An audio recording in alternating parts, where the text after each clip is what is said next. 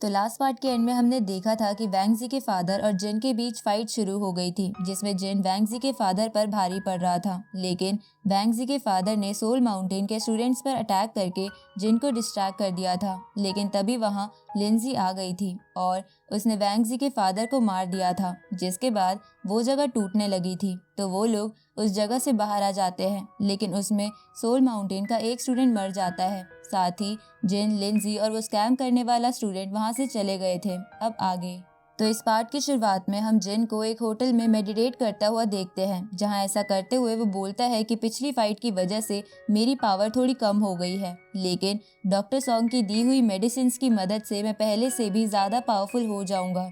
अब जिन उन पिल्स को रिफाइन करके खा लेता है, जिसकी वजह से उसकी ड्रेन हो चुकी स्पिरिचुअल एनर्जी वापस आ जाती है और वो वापस अपने लेवल पर आ जाता है और सोचता है कि उसे और भी मेडिसिन लेनी चाहिए ताकि वो अपना लेवल और बढ़ा सके। लेकिन उसी वक्त वहाँ लिंजी आ जाती है और जिन को पिल्स रिफाइन करता हुआ देख उससे पूछती है कि क्या तुम एल्केमी जानते हो, जिस पे जिन कहता है कि ये तो कुछ भी नहीं, मैं तो इससे बहुत ज्यादा जानता हूँ। ये सुन के लिंसी बोलती है कि सिर्फ बोलो ही मत, मुझे कुछ करके भी दिखाओ। तो जिन कुछ ग्रीन स्टोन निकाल कर वहाँ एक ज्योग्राफिकल फॉर्मेशन बना लेता है और डॉक्टर सॉन्ग के दिए फर्नेस की मदद से पिल रिफाइन करने लगता है, जिसे देखकर लिंजी बहुत ज्यादा खुश और एक्साइटेड हो जाती है क्योंकि जिन बहुत ही स्टाइल में पिल रिफाइन कर रहा था। अब पिल रिफाइन हो जाने के बाद उस पिल की क्वालिटी देखकर लिंजी जिन से कहती है कि क्या तुम मुझे एल्केमी सिखा सकते हो। इस पे जिन कहता है कि हाँ, क्यों नहीं, तुम रात में मेरे पास आ जाना और मैं तुम्हें स्टेप बाय स्टेप सारी एल्केमी सिखा दूंगा।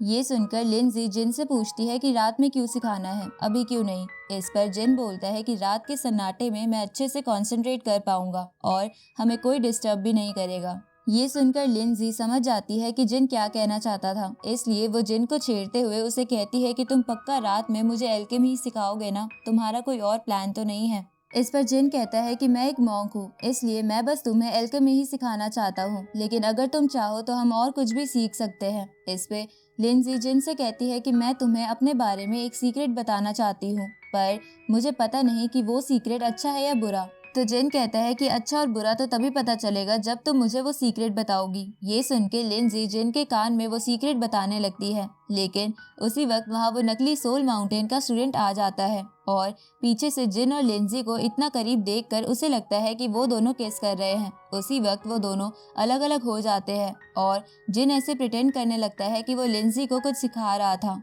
लेकिन लिंजी तो बस उस नकली स्टूडेंट को देखे जा रही थी क्योंकि उसने उन्हें डिस्टर्ब कर दिया था। आगे वो तीनों उस होटल के रेस्टोरेंट में खाना खाने आ जाते हैं, जहां वो नकली स्टूडेंट लिंजी से कहता है कि आपने मुझसे कहा था कि अगर मैं जिन तक पहुंचने में आपकी मदद करूंगा तो आप मुझे भी अपने साथ लेके चलोगी, लेकिन अब आप इस बात से मुकर रही हो। पर अगर अभी आप मुझे ले जाने के लिए मान जाओ तो मैं रात दिन आपके गुणगान गाता रहूंगा, साथ ही आपके लिए प्रे भी करूंगा कि आप हमेशा सेफ रहें। इस पर लिंजी उससे कहती है कि मुझे तुम्हारी कोई जरूरत नहीं है, मेरे पास जिन है जो मेरे लिए प्रे कर सकता है।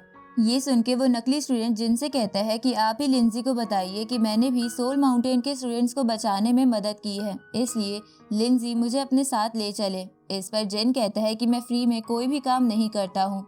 तभी लिंजी उस नकली स्टूडेंट से कहती है कि तुम मेरे लिए काफी सारा खाना ऑर्डर करो, हो सकता है कि मैं खाना देखकर तुम्हें ले जाने के लिए मान जाऊं। उसी वक्त वहां बैठे दूसरे कस्टमर्स आपस में बातें करने लगते हैं कि इस शहर का सेंट डोंगशेंग कॉन्टिनेंट के सेंट की तरह यूजलेस है, क्योंकि वो यहाँ के सोल माउंटेन के स्टूडेंट्स को बचाने के लिए भी नहीं आया और उन्हें भी किसी और ने बचाया है।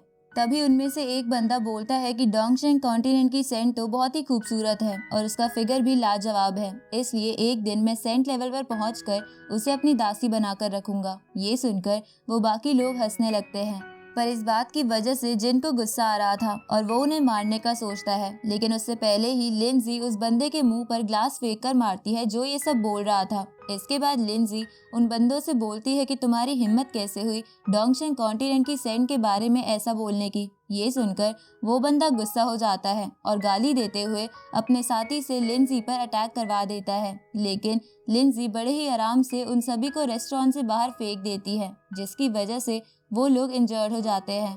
पर वो लोग फिर भी नहीं मानते और लिंजी पर अटैक करने की कोशिश करते हैं। लेकिन लिंजी उनके अटैक से बच जाती है और अपनी फैंटम बटरफ्लाई टेक्निक से उन साथियों के हाथ पैर तोड़ देती है। ये देखकर जिन बोलता है कि ये लड़की तो बिल्कुल मेरे टाइप की है। तभी वो नकली स्टूडेंट जिन से कहता है कि लिंजी तो बड़ी बेशरम है। इस पर जिन कहता है कि ऐसे लोग बिना लातों के नहीं मानते हैं। इधर वो बंदा जो वो सब बोल रहा था वो वहाँ से भाग जाता है क्योंकि वो समझ गया था कि वो लिंजी से नहीं लड़ सकता है। इस तरफ जिन लिंजी से पूछता है कि तुम यहाँ की होकर डोंगशेंग कॉन्टिनेंट की सेंट के लिए क्यों लड़ रही थी, मैंने तो आज तक ऐसी लड़की नहीं देखी। इस पर लिंजी बोलती है कि मुझे ऐसे लड़के बिल्कुल पसंद नहीं जो लोगों की पीठ पीछे बुराई करे। इसके बाद वो तीनों वापस खाना खाने लगते हैं। रात को हम उसी बंदे को देखते हैं जो लिंजी के द्वारा दी गई चोटों की दवाई लेकर जा रहा था, लेकिन तभी वह जिन आ जाता है और उस पर अटैक करते हुए उसे कहता है कि तुम जल्द ही मरने वाले हो, इसलिए तुम्हें दवाइयों की कोई जरूरत नहीं है। लेकिन वो बंदा जिन के अटैक से बच जाता है तो जिन उसे थंडर से लगातार शॉक देने लगता है और उसे अपनी स्नेक टेक्निक से दूर फेंक देता है। इसके बाद जिन उसे एक पिल देते हुए कहता है कि तुमने जेनी की डिसरिस्पेक्ट की थी, इसलिए अब तुम्हें सजा भुगतनी होगी। इस पर वो बंदा जिन से पूछता है कि तुमने मुझे कौन सी दवाई दी है। ये सुन के जिन दवाई का असर शुरू कर देता है जिसकी वजह से उस बंदे के हाथ पैर टूट जाते हैं। इसलिए वो बंदा जिन से कहता है कि तुमने ऐसा क्यों किया, मैंने तो किसी जेनी के लिए कुछ भी नहीं कहा था। वो बंदा ऐसा इसलिए कहता है क्योंकि वो जेनी का नाम नहीं जानता था। अब जिन उस बंदे को ये कहते हुए मार देता है कि तुम अपनी मौत का रीजन मरने के बाद सोचना। अब जिन के द्वारा उस बंदे को मारते ही ये पार्ट यहीं खत्म होता है।